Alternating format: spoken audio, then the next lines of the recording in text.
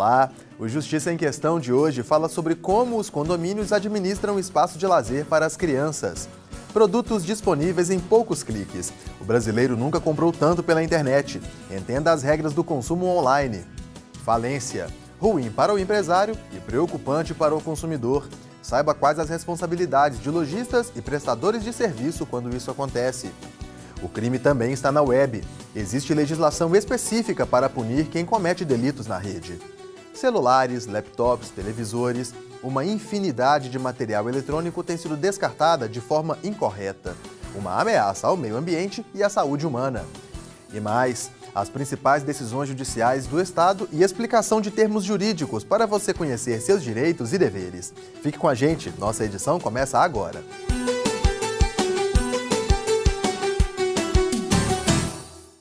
Antigamente era comum que as crianças se encontrassem na rua para brincar. Com o passar dos anos, o aumento do trânsito e da violência, por exemplo, acabou levando o lazer para dentro dos prédios e condomínios. Porém, as brincadeiras podem incomodar os vizinhos e até ser motivos de brigas. E aí, como encontrar o equilíbrio entre a diversão e a segurança dos pequenos e a tranquilidade dos adultos? Confira na reportagem. Ana Elisa teve uma infância de dar inveja a muita gente. A gente cresceu no interior, brincando na rua, jogando queimada, arrancando a tampa do dedão. Hoje ainda é possível que as crianças se divirtam com as mesmas brincadeiras. A diferença é que boa parte delas mora em condomínios, onde a diversão é cercada por muros e grades. Bernardo é síndico e tem filhos pequenos. Ele sabe que mesmo com espaços próprios para crianças, o barulho pode chegar às janelas dos vizinhos. A gente está aqui conversando aqui, né? A gente vê ao fundo ali, tem o playground, e as crianças estão lá gritando, eufóricas. Eu acho que essa naturalidade da criança de agir e se expressar é comum. Toda criança precisa brincar, mas quando se fala em condomínio, é importante que os condôminos conversem entre si e com os filhos, para que não causem danos ao descanso do outro e nem ao espaço físico. Como a infância é a fase da experimentação, pode levar um tempinho para os pequenos aprenderem tudo. A atenção às regras fica mesmo por conta dos adultos. A gente buscou dentro do condomínio criar, junto com um condomínio novo, o regimento. E nesse regimento foi um comum acordo que a gente fez de algumas tratativas para que aquilo que está previsto ou proposto não incomode a todos. De acordo com o advogado, o regimento pode ajudar a delimitar o uso dos espaços e as responsabilidades. Portanto, o regimento estabelece que tipo de brincadeira, quais os horários devem ser observados. Eventualmente, brincadeiras que sejam comuns por meninos e por meninas. Na hora de descer com as crianças para brincar no famoso Espaço Kids, os pais precisam se lembrar das regras que o condomínio tem, mas também repassar essas normas para que os filhos respeitem. A Gabriela está aqui comigo e se preocupa muito com isso, não é, Gabriela? O que você tenta dividir com seu filho? Certamente a gente tem que ir já explicando para ele no elevador. Muitas vezes a gente já vem falando e tentando lembrar, por exemplo, no Espaço Kids, que ele tem que tirar o sapato para entrar, não pode quebrar os brinquedos, zelar pelo espaço, pelas coisas, por tudo que tem lá dentro, que posteriormente, em uma outra oportunidade, tanto ele quanto todas as outras crianças do condomínio vai ter esse espaço todo completo para que eles possam brincar todas as vezes que descem. A presença dos pais ou responsáveis é muito importante no momento da brincadeira. O Código Civil trata da reparação em casos de danos causados pelos filhos menores, o que deixa claro que o dever de vigilância cabe aos pais e não aos funcionários do condomínio. Mas existem formas de fazer com que o comportamento dos pequenos seja monitorado por eles mesmos. A eleição ou a indicação de um síndico mirim. Você educa as crianças através dessa nomenclatura, ela soa muito importante. E as próprias crianças organizam as brincadeiras entre elas, estabelecem horários, definem em que momento podem brincar crianças de uma certa idade, que tipo de brincadeiras podem ser desenvolvidas e reportar ao síndico, mas sim, isso nunca terá um caráter punitivo, mas meramente educativo. O regimento e práticas educativas são úteis para a manutenção dos espaços do condomínio, mas a principal regra para se equilibrar a diversão dos filhos com o sossego dos vizinhos continua sendo o bom senso. Eu acho que cabe um bom senso tanto de quem é pai, quem é cuidador, quanto de quem convive. Se você se propôs a morar num lugar que tem criança, então espera-se que você tenha um pouco de tolerância em relação a isso, guardadas as devidas proporções e horários respeitosos, né? As gerações de hoje vivem em ambientes, em espaços fechados, não tem tanta oportunidade de conviver na rua e conhecer, interagir com outras pessoas que não aquelas que vivem no mesmo ambiente de um condomínio. Portanto, tentar tornar esse convívio mais agradável é uma tarefa difícil, mas será sempre o primeiro passo a ser tentado.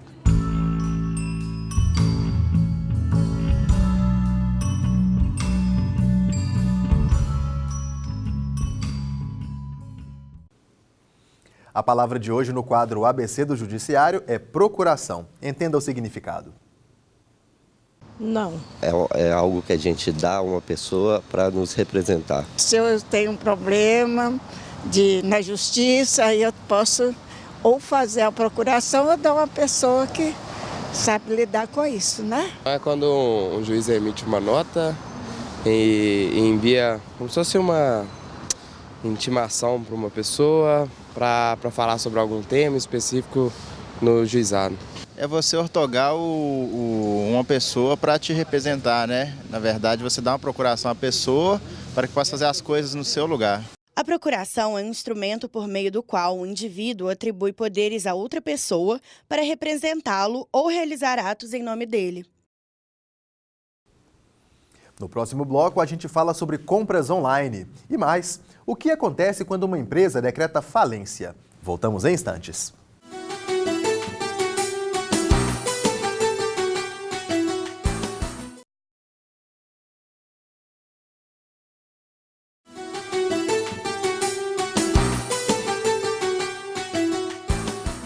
Estamos de volta com o Justiça em Questão, programa do Tribunal de Justiça de Minas Gerais.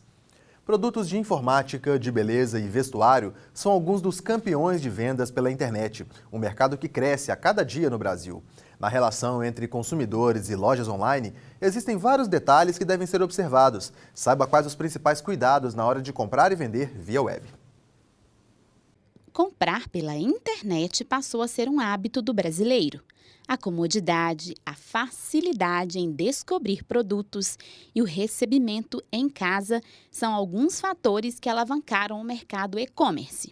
Em 2018, de acordo com dados pesquisados pela PwC, a parcela de consumidores que faz compras online regularmente, pelo menos uma vez por mês, chegou a 65%. O Éder atua como desenvolvedor de lojas online e atribui esse crescimento a um fator. Posso dizer que tudo começa pela democratização do acesso à internet, que hoje em dia, de qualquer dispositivo, de qualquer lugar, você tem acesso a sites e produtos, cada vez mais. Entre o clique no botão comprar e o recebimento do produto, existe uma série de questões legais que envolvem a venda online. Se na loja física o comprador lida diretamente com o vendedor e as reclamações tendem a focar no atendimento, em relação às compras virtuais, as queixas são outras. Hoje, as duas maiores reclamações quanto a esse segmento do comércio eletrônico são os sites fraudulentos, ou seja, o consumidor contrata e paga a sites que na verdade não existem, eles vão receber o dinheiro do consumidor e não vão entregar o produto. E a outra reclamação com relação ao atraso na entrega, ou até mesmo não entrega do produto por sites já regulados, sites conhecidos. Os sites fraudulentos muitas vezes são criados com a aparência e o nome de um site verdadeiro. A isca para esses golpes é sempre o preço, normalmente muito abaixo do mercado. O importante é digitar o endereço da loja que o cliente procura, ao invés de clicar em links que encaminham para um endereço. Um celular de R$1.000 sendo ofertado por R$200, R$300, R$500, e quando você clica naquele link, ele te direciona para uma página. E geralmente essa página pode ter sido copiada. O que é isso? Ela tem a mesma aparência, o mesmo layout. Às vezes ele tem até o cadeadinho de seguro lá em cima, tem o CNPJ da empresa, mas o endereço lá em cima, onde você digita, a grande dica é você sempre verificar se o endereço ali em cima é o endereço da loja que você está procurando. O direito à desistência é um dos grandes diferenciais nesse tipo de compra e deve ser plenamente respeitado. Dá o direito ao consumidor de desistir dessa compra em até 7 dias corridos, é importante lembrar, são 7 dias corridos, contados do momento em que ele recebe esse produto. E nós temos um decreto, que é o Decreto Federal 7962, um decreto de 2013, que obriga as empresas que oferecem o comércio eletrônico a colocar nos seus sites essa ferramenta para que ele possa rapidamente desistir do contrato no mesmo local que ele fez a sua contratação. Em geral, as empresas regulares, elas têm de fato obedecido esse direito de existência, mas é importante que o consumidor não só o exerça dentro desse prazo, como também ele imprima a confirmação do seu direito de desistência. Além das lojas com atendimento direto em seus próprios sites, há os mercados coletivos, que agregam vários vendedores em um só endereço, funcionando como uma espécie de shopping virtual. Ao buscar por compras nesses mercados em rede, é preciso que o consumidor tome alguns cuidados. Sempre olhar a reputação daquele lojista, o tempo que ele já está vendendo naquele canal, são indicadores que podem diminuir essa questão do mau atendimento ou da não entrega. A responsabilidade por esse tipo de venda em mercados virtuais é solidária entre o portal que reúne as lojas e quem é o vendedor de fato. Então, por isso é que é importante o consumidor, ao contratar numa situação dessa, ter informações de todos os fornecedores que participam dessa cadeia. Não só aquele site que está hospedando o outro vendedor, como os dados desse próprio vendedor, o endereço, CPF ou CNPJ, para que, numa eventualidade, o PROCON possa acionar, ou até mesmo o Poder Judiciário, esses dois fornecedores pelo princípio da solidariedade e a responsabilidade objetiva que eles têm para com o consumidor. O importante é que o consumidor fique sempre atento e não seja iludido pela facilidade do clique. Os proprietários devem ser cuidadosos em criar lojas seguras, prontas a prestar um serviço de confiança.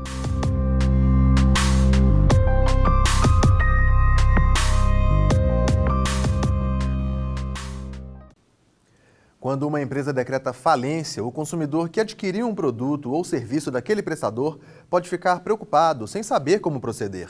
O advogado Bernardo Bicalho esclarece o assunto. Bem, primeiramente, o que caracteriza a falência de uma empresa? A falência de uma empresa, na linguagem que a gente pode falar de uma forma mais tangível a todos, é a morte da empresa. Existe a morte das pessoas físicas e existe a morte da empresa. É o fim da empresa. Antigamente se caracterizava a morte de uma empresa quando ela não tinha patrimônio suficiente para pagar seus credores. Hoje não, com a legislação já vigente, existem atos de insolvência, que é um estado de insolvência caracterizado por você não conseguir pagar suas dívidas no prazo certo, ou seja, a impontualidade no pagamento, uma execução frustrada e atos de insolvência que a própria lei prevê como formas de caracterizar esse estado de morte da empresa. Certo. Como fica aí o consumidor que adquiriu um produto ou serviço desta empresa que decretou falência?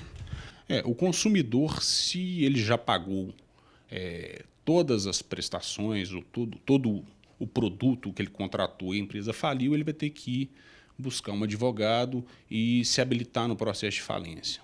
Se ele ainda está pagando, e a empresa faliu, ainda deixando prestações em aberto, ele vai ter que ir no juizado especial, propor uma ação para sustar os cheques, ou boletos bancários, ou cartão de crédito, enfim, ele vai ter que tomar uma medida junto ao juizado especial do consumidor para obter a melhor orientação. E caso o consumidor também já esteja pagando e o serviço já foi prestado, obviamente ele vai ter que continuar a pagar isso conforme contratado originalmente, ainda que a empresa esteja falida. Não é porque faliu, você não tem que pagar, não. Não, isso não isenta o consumidor de arcar com o ônus de pagamento que ele tinha com a empresa que faliu. Certo. E aquele consumidor que foi lesado de alguma forma, a empresa não cumpriu com as questões legais que ela deveria cumprir com ele mesmo, determinando aí a falência. O que ele deve fazer? Ele deve primeiramente buscar o PROCON, ou algum órgão de proteção ao crédito e também verificar qual estado em que ele se encontra, nessas três hipóteses de falência com relação de consumo, para aí sim tomar uma medida em prol de resguardar seus interesses. Fique agora com as sentenças que foram destaques no Tribunal de Justiça de Minas Gerais. É hora do giro de decisões. A 11ª Câmara Civil do Tribunal de Justiça de Minas Gerais confirma a sentença da comarca de Brumadinho, que condenou o site Submarino a indenizar a consumidora pela cobrança de 5 bilhetes de passagens aéreas. A consumidora adquiriu 3, mas recebeu mais 2. Ela tentou cancelar as passagens excedentes, mas não obteve resposta.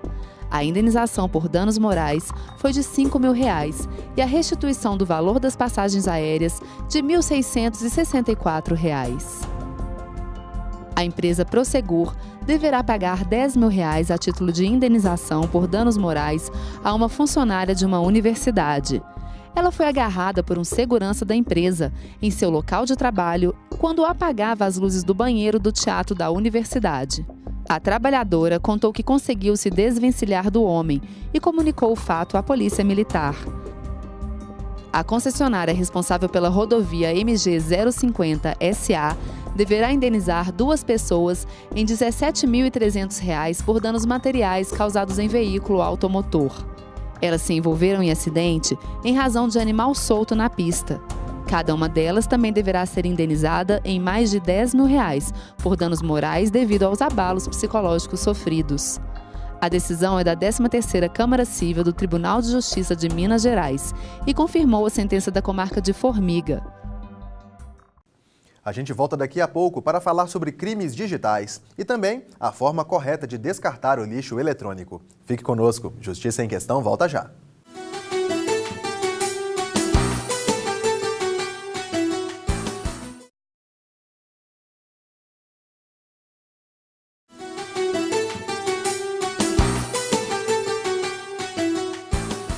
Você está assistindo ao Justiça em Questão.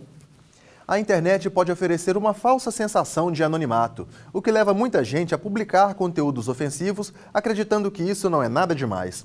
Só que esse tipo de conduta já está tipificado como delito informático, também conhecido como crime digital. Acreditando em uma falsa sensação de anonimato, a publicação de conteúdos ofensivos na internet segue em alta. Segundo a organização SaferNet, a Central Nacional de Denúncias de Crimes Cibernéticos recebe uma média de 2.500 denúncias por dia. Só que esse anonimato é pura ilusão. Os autores desses delitos informáticos podem ser rapidamente descobertos, e essas condutas já estão amparadas por algumas leis brasileiras. Código Penal, Estatuto da Criança e do Adolescente, Lei 12.237 e o Marco Civil da Internet. O Marco Civil determina que os juizados especiais são os responsáveis pela decisão sobre ilegalidade ou não dos conteúdos. No juizado especial, os principais delitos digitais que chegam aqui são injúria, difamação, calúnia, invasão de dispositivo de internet, roubo de senha e uso de identidade falsa, como, por exemplo, quando a pessoa cria um perfil ou uma página de internet utilizando o nome de outra pessoa. No entanto, o juizado só fica com os casos em que a autoria já está identificada. Quando é preciso investigar quem é o autor daquela ofensa, é preciso procurar a delegacia especializada ou a promotoria de crimes cibernéticos do Ministério Público. O nosso delito de maior incidência é o estelionato. Em segundo lugar, nós temos os crimes contra a honra, calúnia, injúria e difamação. E em terceiro lugar, em incidência nas nossas manifestações, nós temos a pornografia infantil, que está prevista no Estatuto da Criança e do Adolescente, enfim, e que na internet também ganhou uma proporção bem grande. Para educar e proteger os jovens, o Ministério Público desenvolveu uma cartilha e visita escolas. O objetivo é mostrar que o ambiente virtual não é a terra da impunidade. A gente pergunta se existe diferença entre vida virtual e vida real. De início eles dizem que sim e a gente explica para eles que não. Que a vida virtual é a vida real que você coloca nas redes sociais, que você coloca na internet. Você dá à internet a destinação que você quiser. Se você quiser dar uma destinação relevante, científica, jornalística, num clique essa destinação atinge. Se você quiser dar uma destinação racista, machista, homofóbica, da mesma forma. Caso você seja vítima dos crimes cibernéticos, é preciso guardar provas dessa ofensa. Bom, a primeira providência que a vítima tem que tomar é: não destrua provas, não saia de nada, não apague nada. Ela tem que fazer um print da tela. Se ela foi vítima numa rede social, ela tem que fazer um print da tela do computador ou do celular com o perfil e com a URL. o agressor pode receber pena de até 2 anos de detenção. Coletar essas provas rapidamente pode ser determinante para isso. É importante que a população entenda que a realidade na internet, ela muda de forma muito rápida. O meio, a velocidade, e tem uma volatilidade muito grande. Então, o que está agora, daqui a 2 minutos, pode não estar mais. Então, nós temos que ser rápidos para evitar a impunidade.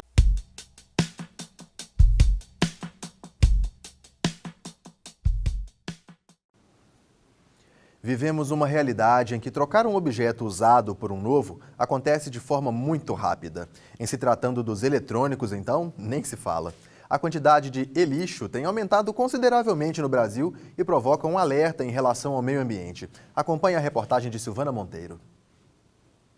Fios, computadores, acessórios, celulares, pilhas e baterias. Uma infinidade de equipamentos eletrônicos e componentes que muitas vezes vão se amontoando. Quem nunca se viu diante de tanto material em dúvida sobre o que fazer? A Isabel tem vários celulares estragados e está passando por essa situação. E realmente saber o que fazer, eu não sei, com essas peças, né? Porque geralmente é uma tela quebrada, é uma bateria que parou ali de funcionar, e a gente não interessa em arrumar e comprar outro, né? E guarda, aí fica, né? Guardar nem é o maior problema. A questão é que muita gente dispensa esses produtos em lixo comum, sem se preocupar com o impacto no meio ambiente. O André lembra que certos materiais podem atingir severamente o ecossistema. A bateria que era feita de cádmio antigamente, você não pode descartar em qualquer lugar.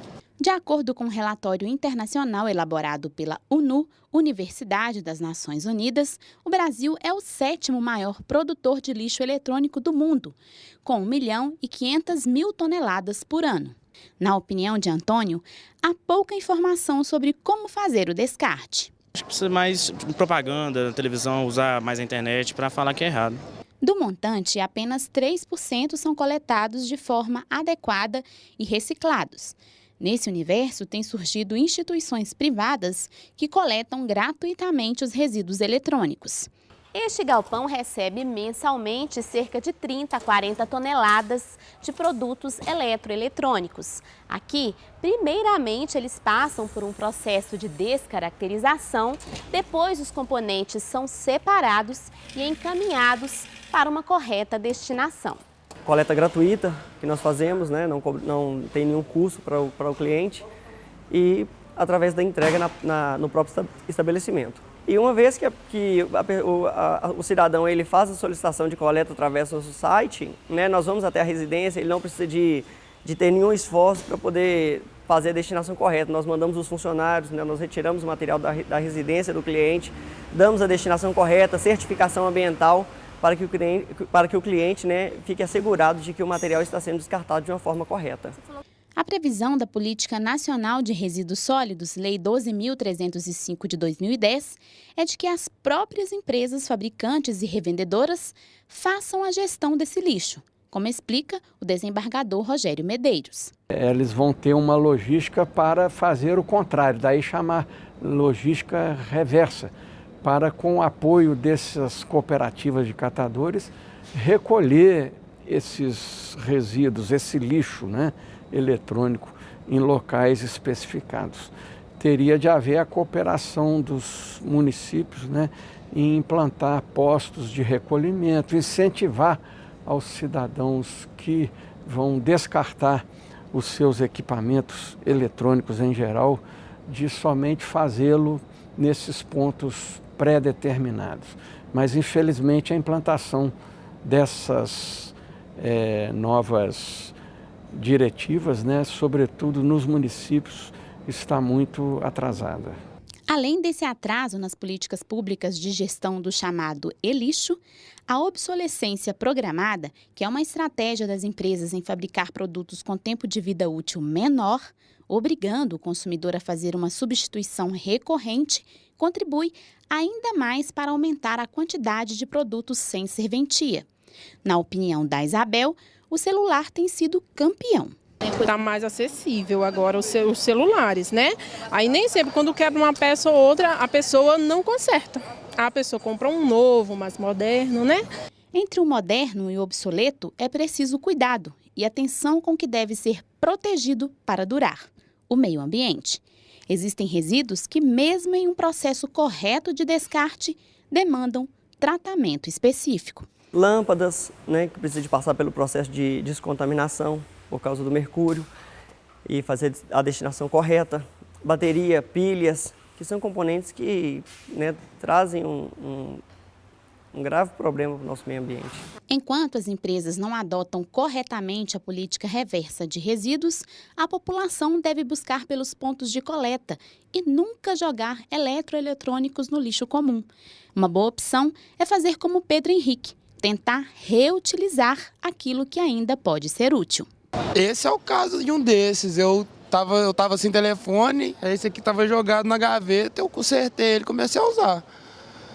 Fora isso, o mínimo possível.